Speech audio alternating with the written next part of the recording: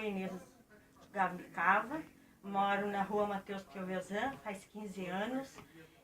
Nasci e me criei em Rio Facão, antigo Rio Facão, hoje é Vera Cruz. E meus pais sempre contavam que durante a quaresma, na quarta e sexta da quaresma, nós não poderíamos comer carne e nem sair para fora à noite por causa do lobisomem. Que o lobisomem se transformava num cachorrão grande com umas orelhas bem grandonas. Então nós tínhamos muito medo. Então nesse período da quaresma era assim, nós não saía de noite, não saía só mesmo quando nós saía para a igreja de carroça junto com meu pai e minha mãe, para a cidade. E então o lobisomem é uma história que o meu pai contava, né? E meu irmão Jorge Cava, ele uma vez estava vindo para a cidade a cavalo, numa estrada que tinha uma subidinha. Então ele estava indo a cavalo, num burro bem grande, e encontrou um cachorrão muito grande na estrada.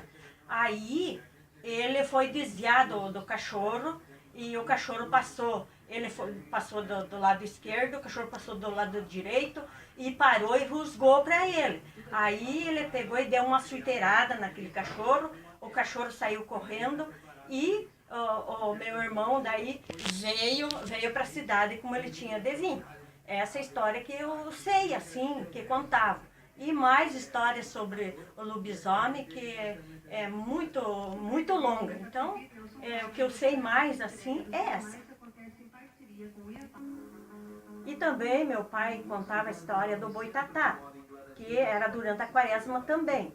Que eu morei com ele desde os 12 anos, eu morava com ele num galpão, que era nos paió que diziam antigamente. Então ele mostrava pra gente que surgia uma bola de fogo do mato assim, e vinha aquela bola de fogo e daí caía no chão. E a gente perguntava para ele o que significava aquilo. Daí ele contava que era o boitatá, a tarde de boitatá. Então era durante a quaresma. E o boitatá que ele contava, diz que era assim, que eu aprendi assim, que quando o compadre casa com a comadre, então se torna um boitatá. Essa história que o meu pai contava também, e muitas outras histórias sobre o boitatá e o lobisomem, e também sobre visagem, mas isso aí eu nunca gravei na minha cabeça. É isso que eu sei. E também tem outra história que meu pai contava quando a gente morava nos paió, sobre a panela de dinheiro. Então meu pai falava assim, que para cima do paió tinha um mato muito grande, e daí tinha uma palmeira. E tinha como o que eu vou dizer assim, era uma galinha que saía debaixo do rio e subia para cima, aonde ia e parava nessa palmeira, no pé dessa palmeira. Então, daí muita gente, antigamente, vivia cavocando no pé daquela palmeira, e tinha, na época, um homem que parava junto com meu pai nos paió. Ele dizia assim que era uma panela de dinheiro.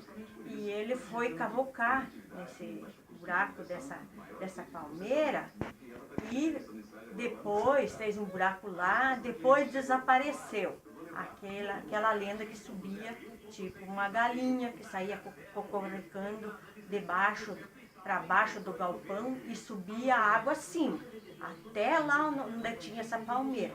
Aí depois, daí foi vendido o terreno, na época era do falecido meu pai, depois vendeu para o falecido tio Eduardo, e ali foi passando de dono para dono.